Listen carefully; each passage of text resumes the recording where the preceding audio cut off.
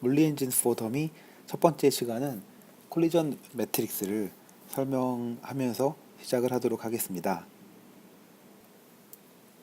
콜리전 매트릭스를 설명하면서 이번 시간을 시작하도록 하겠습니다. 우선 우리가 설명할 상황은요, 두 개의 리지드 바디가 부딪히는 싱글 포인트 콜리전 상황입니다. 그래서 두 개의 오브젝트가 이렇게 다가와서 이 한 점에서 각각의 점에서 부딪히는 싱글 포인트 콜리전 상황이고요. 그래서 이 두 점 사이를 연결하는 어떤 선을 가정해 볼 수 있고, 그래서 지금 이 두 점 사이의 거리의 속도의 변화, 그 다음에 부딪혔을 때 이 두 점이 각각 액션 리액션으로 받게 되는 임펄스, 이런 것들을 하나의 수식으로 표현한 것이 바로 이 수식이고, 이 수식에서 여기에 K라고 써 있는 이것이 매트릭스입니다. 3x3 매트릭스인데 이것을 콜리전 매트릭스라고 부르는 것이죠. 그래서 콜리전 매트릭스는 싱글 포인트 콜리전 상에서의 그 두 오브젝트의 속도 변화, 위치 변화, 뭐 이런 것들을 설명할 수 있는 그 수식에 있어서 가장 핵심적인 매트릭스고, 그래서 이 수식에 있어서 이것은 콜리전 매트릭스, 그 다음에 이것은 충돌 상황에서 두 오브젝트가 서로 주고받는 임펄스입니다.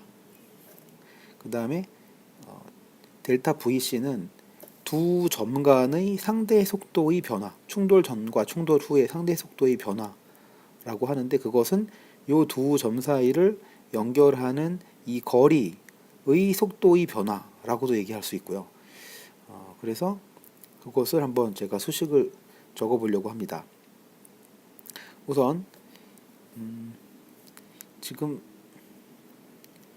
충돌이 일어났을 때 J 오브젝트의 충돌점과 I 오브젝트의 충돌점이 서로 부딪히면서 거리가 0이 되는 상황이 충돌 상황이 되겠죠.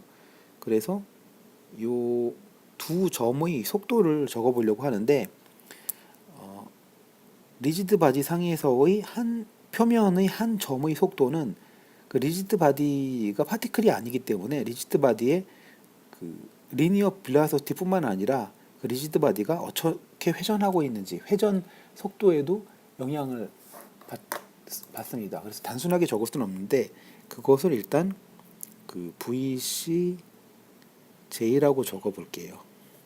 그 다음에 I 오브젝트의 충돌점의 속도를 VCI라고 적으면, 요것을 이렇게 빼주게 되면 이게 이제 상대 속도가 되고요. 요것을 이렇게 플러스를 적고 마이너스를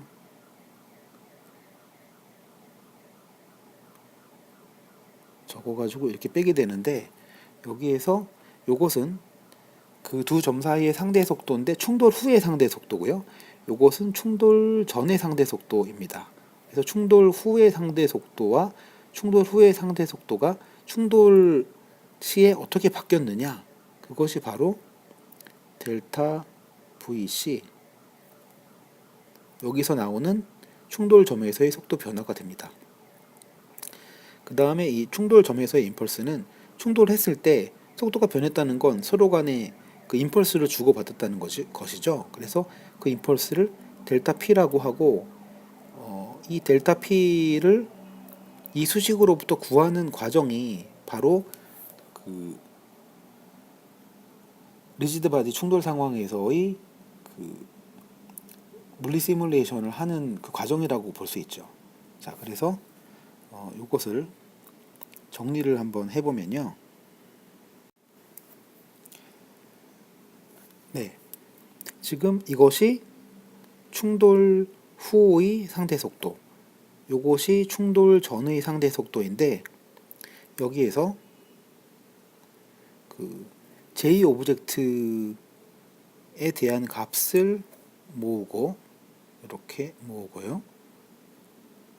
I 오브젝트끼리 또 모으고 해서 지금 J끼리 모으고 I끼리 모아보게 되면 요것을 델타 VCJ라고 쓰고 요것을 델타 VCI라고 써서 충돌 시의 속도 변화를 J 오브젝트와 I 오브젝트 간에 로 나눠서 저렇게 델타 값으로 표현을 할 수가 있습니다. 그래서 아까 적었던 상대 속도의 변화를 각 오브젝트끼리 나누어서 이렇게 적을 수가 있는데 이것을 통해서 우리가 콜리전 매트릭스 K를 유도하는 것을 해볼 거고요.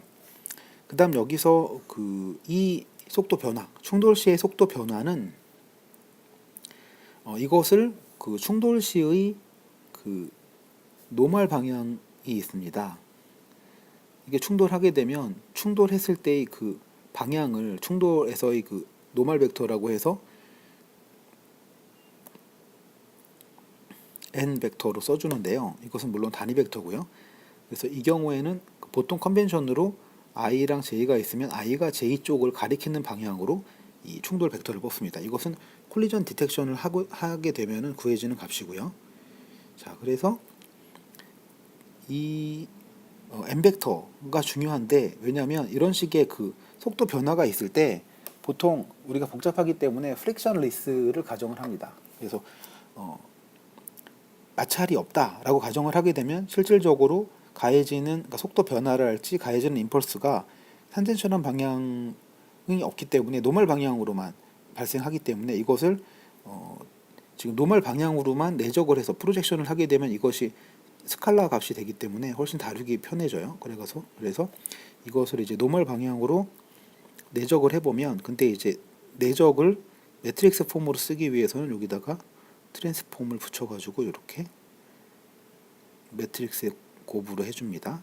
그 다음에 여기도 마찬가지로 트랜스폼 이렇게 되고 그 다음에 프랙션 리스기 때문에 어차피 이 충돌 상황에서 벌어지는 임펄스는 이 노멀 방향으로만 존재해요. 그래서 이것도 대입을 해보게 되면 이것이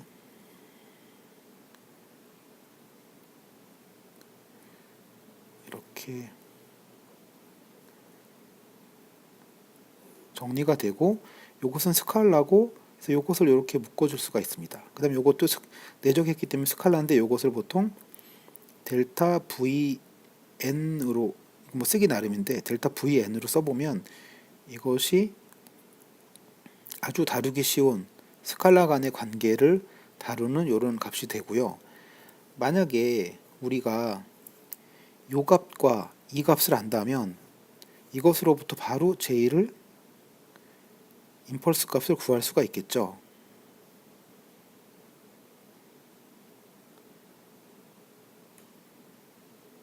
자, 근데 여기서 우리가 콜리전 매트릭스 K를 보기 전에 델타 VN에 대해서 이 값을 생각을 해볼 수가 있는데 이 델타 VN은 상대 속도의 노멀 방향의 상대 속도의 충돌 전 속도 노멀 방향의 속도를 충돌 후의 노멀 방향의 속도로부터 뺀 값이겠죠. 그러니까 이게 내적도 어차피 다 리니어하기 때문에 지금 여기다가 내적을 n을 다 해버리게 되면 지금 요게 내적을 해서 이렇게 오고 요게 내적을 해서 이렇게 오는 겁니다. 자, 그래서 이렇게 되는데 여기서 이제 반발계수라는 값을 쓸 수 있어요. 이거는 어떤 물체의 속성인데요.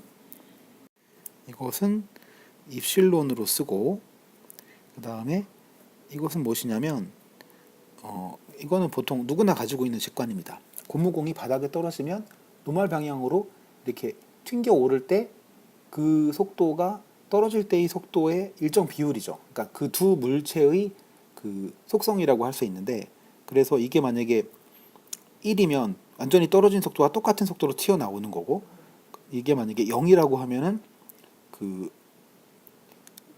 완전히 그 탄성력이 전혀 없는 거죠. 바닥에 딱 달라붙는 일종의 벽돌 같은 뭐 이런 느낌인데, 요것에 의해서 충돌 후의 속도가 그 직관적으로 알 수가 있는데, 이것을 넣어서 VN 플러스를 풀어보면 이것이 반대 방향이니까 마이너스가 붙고 반발 계수를 곱해서 이런 식으로 쓸 수가 있습니다. 그래서 이것을 정리하면 이렇게 되는데, 이렇게 정리하게 됐을 때 좋은 점은 지금 우리가 이 임펄스를 구하는 과정이에요. 이 임펄스를 구하는데 델타 V에는 우리가 안다는 것, 충돌 전의 속도를 알고 있고, 반발 계수는 물체의 속성이기 때문에 restitution coefficient라고 하는 것은 이걸 알고 있기 때문에 지금 그 다음에 콜리전 매트릭스도 다음 시간에 설명을 할 텐데, 이것도 우리가 아는 값입니다. 그래서 이것으로부터 임펄스를 구할 수 있다는 점.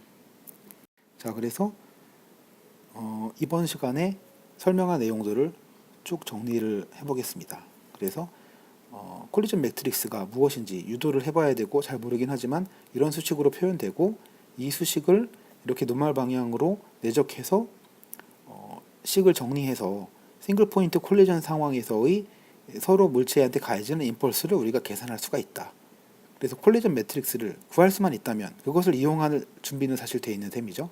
그 다음에 여기에서 델타 V에는 반발 계수, 레스티튜션, 예, 여기 예, 여기 있죠. T가 빠졌는데, 예, 레스티튜션